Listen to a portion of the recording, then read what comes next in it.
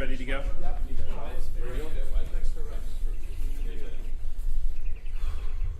Good morning. Good afternoon. My name is Bill Gravel, and I serve as county judge here in Williamson County, Texas, and you spell my last name Gravell. First, I want to say to those that are in the community, we have suffered great loss. And as your county judge, I had the opportunity yesterday to fly with our U.S. Congressman, graciously by the governor on DPS-1, and I guess the first full day to be able to survey the damage. And we do know now that there were at least 2 confirmed tornadoes on the ground, and the National Weather Service has rated the tornado here in Jarrell as a F1, and the tornado that hit in the Round Rock area is a F2. The Jarrell tornado, we know, was on the ground, or the path of that was at least 11 miles. And we do know that the tornado that hit in the 45-35 area that went beyond Lake Granger in Granger, Texas, was over 24 miles. It's been a difficult last few days for our community, but I just want to remind you all, as our residents and our citizens, let's be patient. Listen, some of you are going to be without electricity for a while, and we understand the challenges that you're going through. But we're just trying to make our communities and our homes safe. I want to tell you why we're in Jarrell today. Here in the Jarrell community, not in the city proper, but in the area, there was some pretty significant damage. We have, in our initial assessment, 23 homes that were in some way affected here from the Jarrell tornado. And as well, we do have 4 businesses that have suffered some damage, or in one instance, their main office was completely destroyed.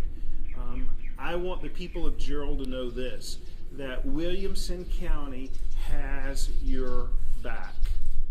And I do want to say this to all of our residents. You maybe couldn't make it today to Jarrell to volunteer. I want to invite you to come out tomorrow in Round Rock and join us. I'd love to see 10 or 20,000 people volunteer and show up in Round Rock to join us. I think we're starting at the Dell Diamond, or there may be a new location that they'll be listing, but at 8 o'clock tomorrow morning. Listen, we need all hands on deck. And to the Central Texas region, I want to say this: you've been so gracious with your donations, with your gifts, and some of you have been really zealous trying to get into areas to help, and we just can't quite get you in there yet because of safety concerns, but we're going to want your help tomorrow. For more information about the work day tomorrow in Round Rock, I want to encourage you to go to roundrocktexas.gov, roundrocktexas.gov. And I want to say this: Mayor Craig Morgan has been doing an outstanding job with great loss in his community. I also would share with you that we just received some preliminary numbers on our commercial or business damage here in Williamson County.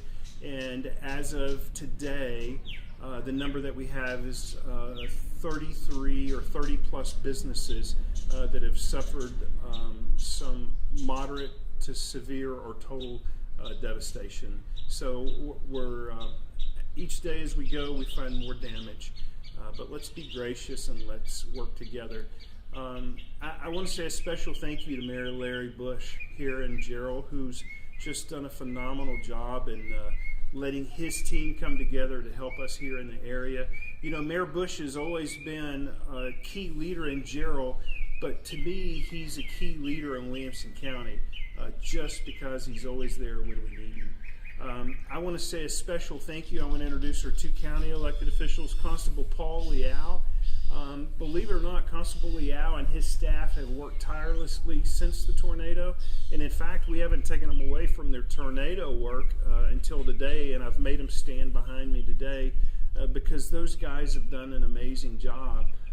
They've actually are working two different tornadoes, and here in Williamson County. So Paul Liao and his staff have just been amazing, and we're grateful for that. But now we're going to hear from County Commissioner Russ Bowles, and then following that, we're going to hear from Mayor Larry Bush, and then following that, we'll take a few questions, Lauren, if you can manage that for us. So I'm honored to introduce to you Williamson County Commissioner Russ Bowles. Commissioner Bowles has worked tirelessly in the last few days, but you have to understand that he has thousands of Williamson County residents that live in his precinct that has suffered damage. He's in charge of the east side of Round Rock to Taylor to Granger, all the way up here to Jarrell. So Commissioner Bowles has just done a phenomenal job. Commissioner Bowles. Hey, thank you so much. I'm Russ Bowles. I want to thank the judge for his work as well, but I want to follow up on Constable Leal. As the tornadoes were moving through Precinct 4, he had his team out and deployed. They were tracking the storm, and more often than not, they were the first responders on the scene for collapsed houses and other damage to see if there were injuries.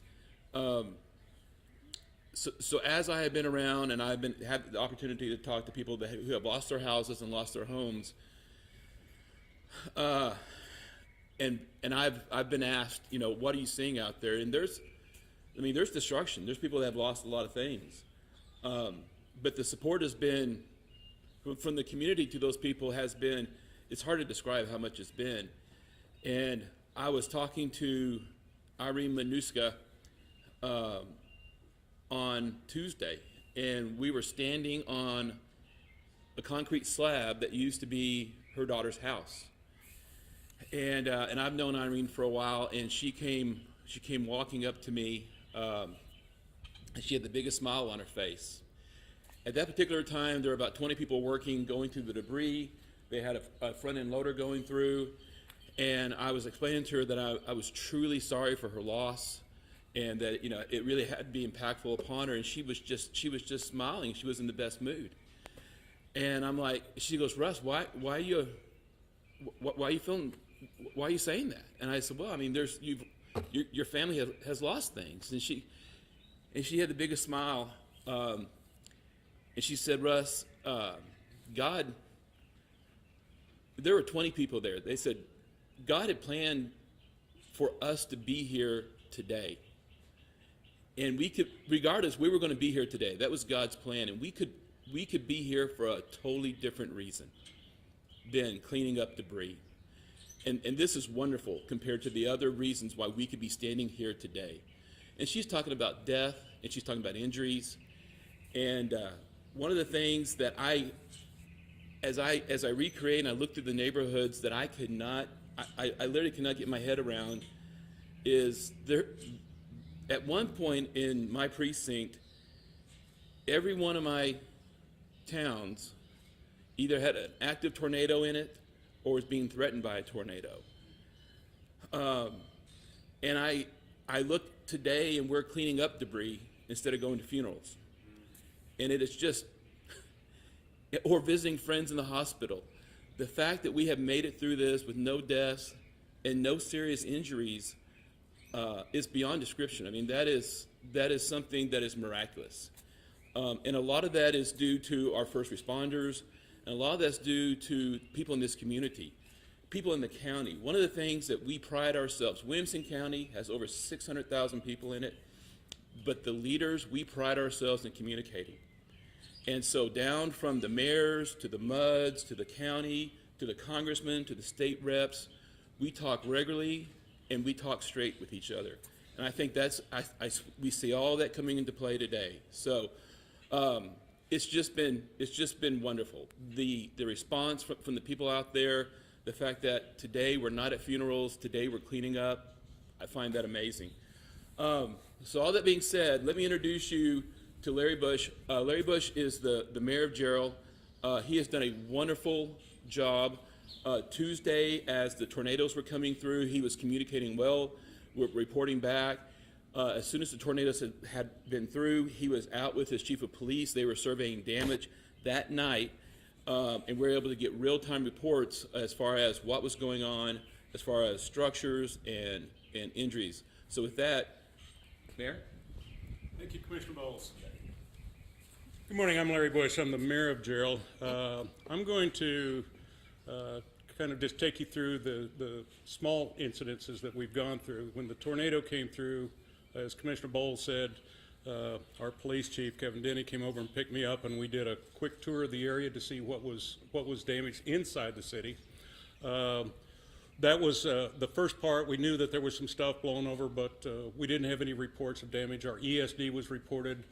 They were looking at things. But by the next morning, we had our survey crews out, and I have to compliment our ESD, and I have to compliment our chaplain, Jake Isbell, who within that day identified all of the damaged areas, those people that were going to need help, what kinds of things were going to need to be done, what was the seriousness of it, and also was the one that helped arrange this cleanup day and all of the activities that went with it.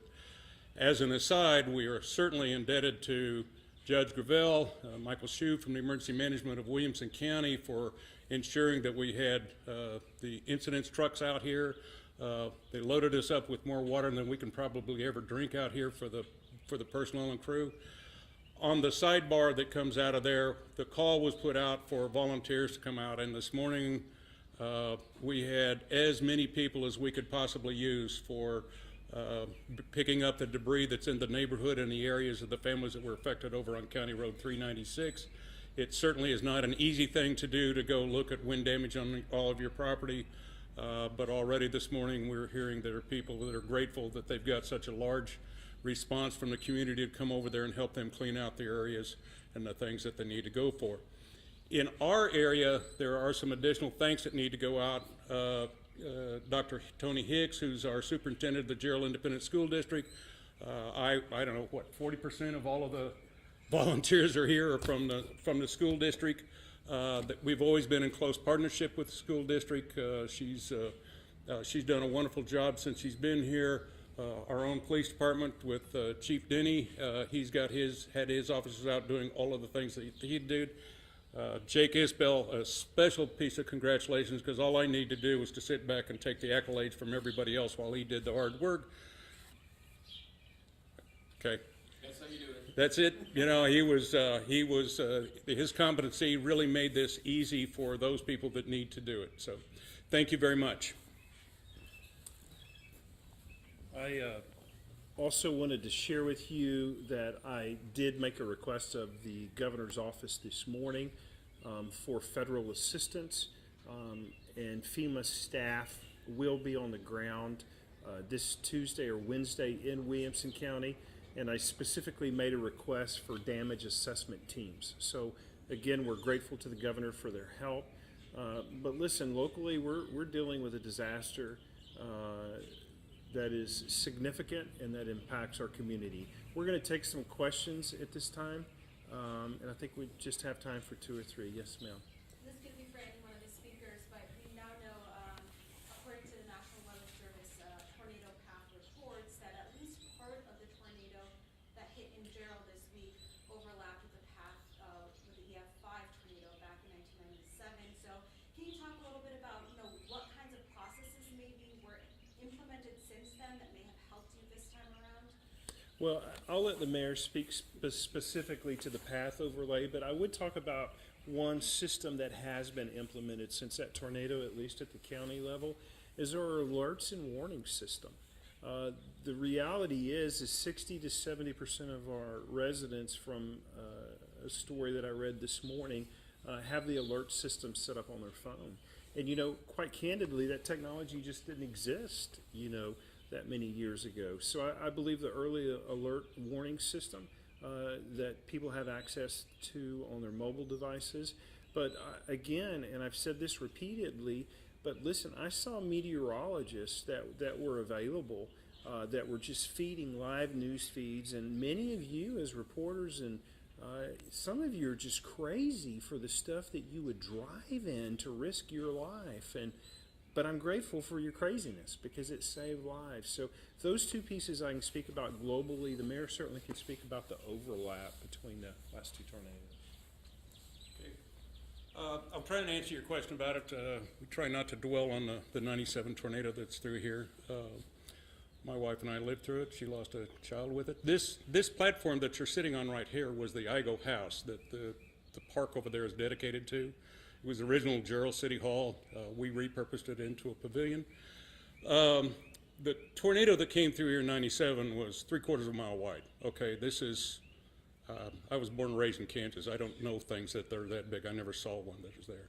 The one that came through here, the other one came from north to south. This one came onto the south segment across that direction.